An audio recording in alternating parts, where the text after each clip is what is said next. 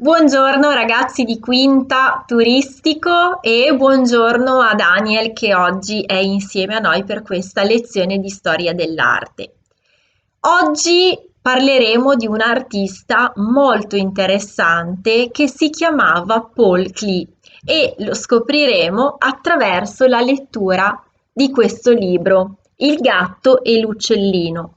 Questo libro è interamente corredato di disegni di Paul Klee.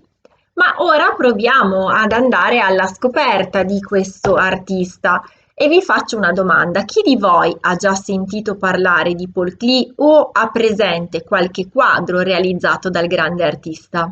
Pensateci.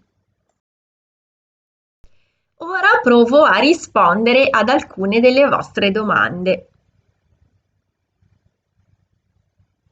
Come è diventato pittore Paul Klee?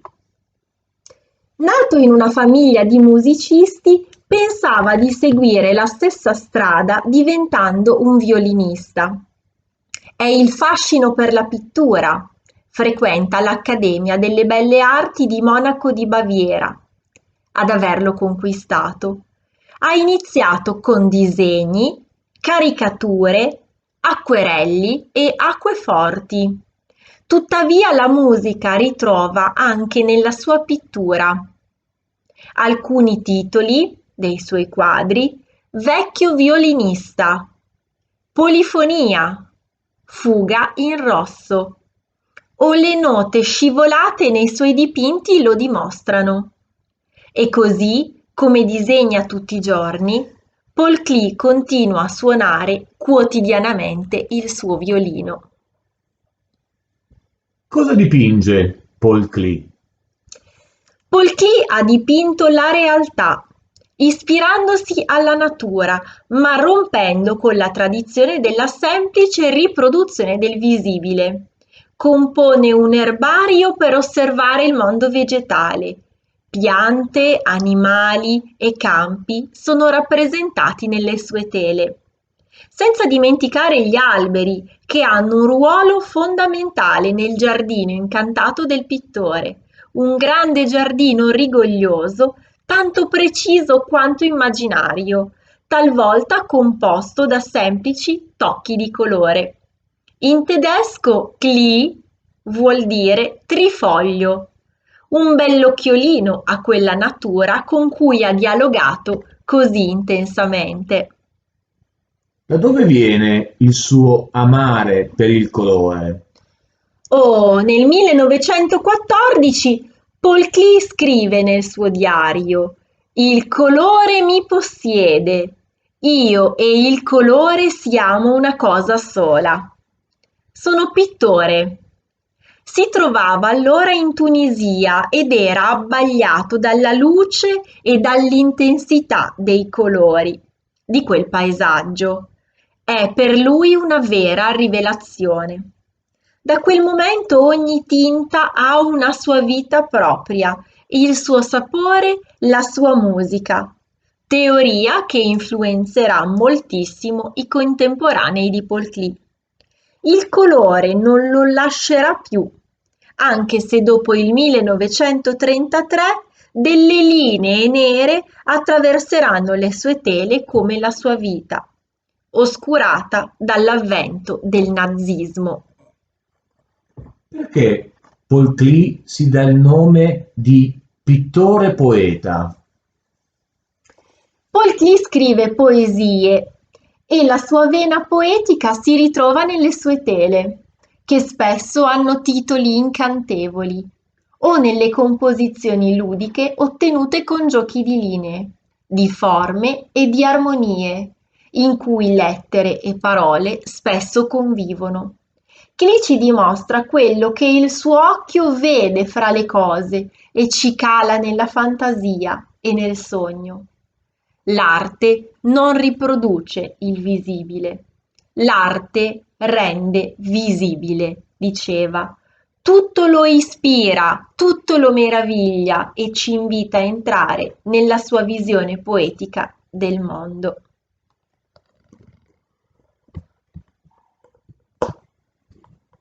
E se il gatto mangiasse l'uccellino? Come il poeta famosissimo francese Baudelaire, anche Clee ama i gatti e lo affascinano e ne ha più di uno.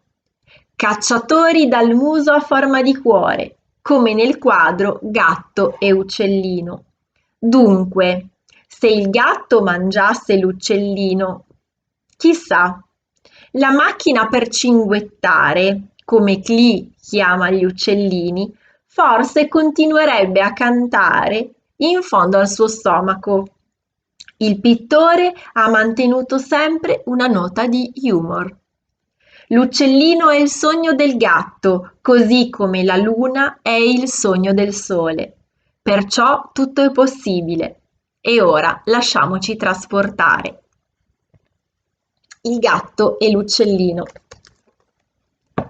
Ecco qui una serie di disegni di Paul Klee e adesso entreremo nella storia del gatto e dell'uccellino.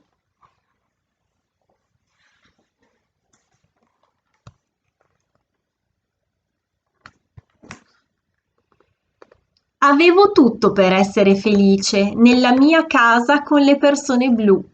Una cesta morbida, latte caldo, i giochi, del buon cibo da gustare e persino al collo una medaglietta tonda come il sole, con inciso il mio nome.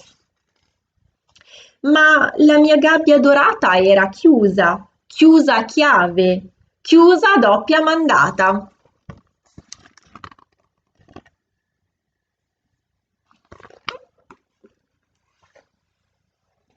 Allora, dalla mattina alla sera e dalla sera alla mattina, raggomitolato davanti alla finestra, io sognavo. Fuori il giardino era così bello.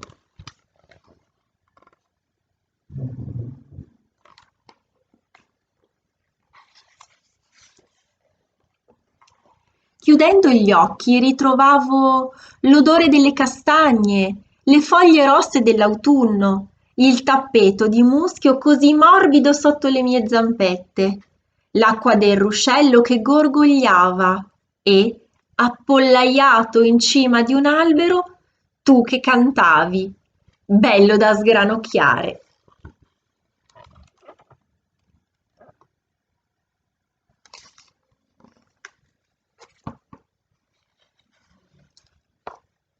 Per tanto tempo ti ho ammirato leccandomi i baffi, perché devo confessarlo, avevo proprio una gran voglia di acchiapparti. Un colpo di zampa, un colpo di zanna e zac!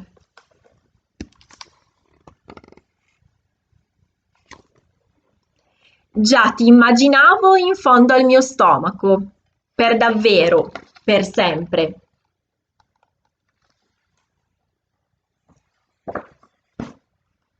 Ma dentro di me c'era qualcosa di ancora più forte del desiderio di acchiapparti. In fondo, più di tutti, io ti invidiavo. Eri libero di volare, tu.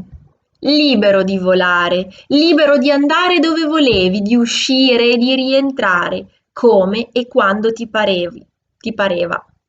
Libero, tu e io rinchiuso.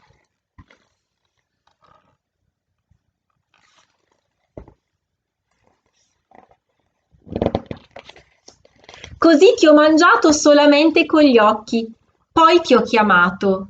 Ehi, uccellino, tu che con la punta del becco riesci a brucare il legno dei tronchi? Becca le sbarre della mia prigione. Il tuo canto si è ravvivato. Un gatto in gabbia, che strana immagine. Ma sarà saggio aiutarti? Chi mi dice che non mi mangerai per metà, come fanno alcuni, o tutto intero in un boccone?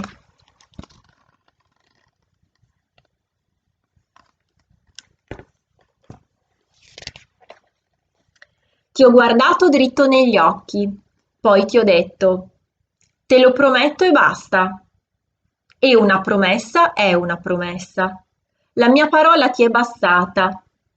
Tic, tic. Senza esitare ti sei messo a beccare.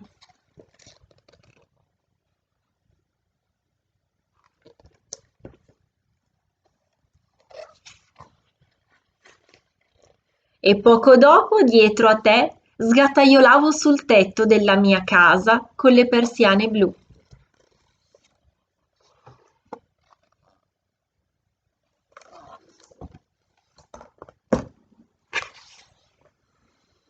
Poi di tetto in torre, di torre in ponte, di ponte in camino, di balzo in balzo fino alla fine dell'orizzonte. E là, allegro come un fringuello, ho ballato sotto alla luna.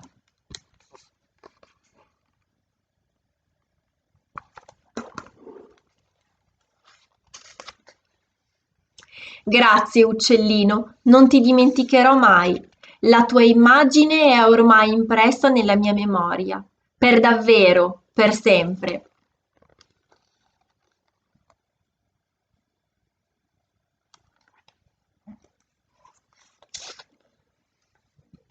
Ed eccolo qui. Ecco qui il quadro originale di Paul Klee che rappresenta Gatto e Uccello, che è il quadro che ha ispirato la nostra storia. Pensa che questo quadro è stato dipinto nel 1928 e se volessimo vederlo dal vivo dovremmo volare fino a New York, in un famoso museo che si chiama Museo dell'Arte Moderna.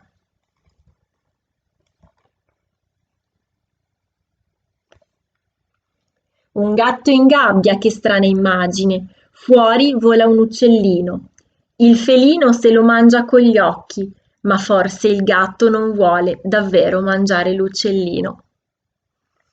Spero che questa lezione su Paul Klee vi sia piaciuta e ci sentiamo presto per un'altra lezione di storia dell'arte. Vi mando un bacione, ma oggi un bacione speciale e grandissimo a Daniel che è stato qui con noi. Alla prossima! Bye!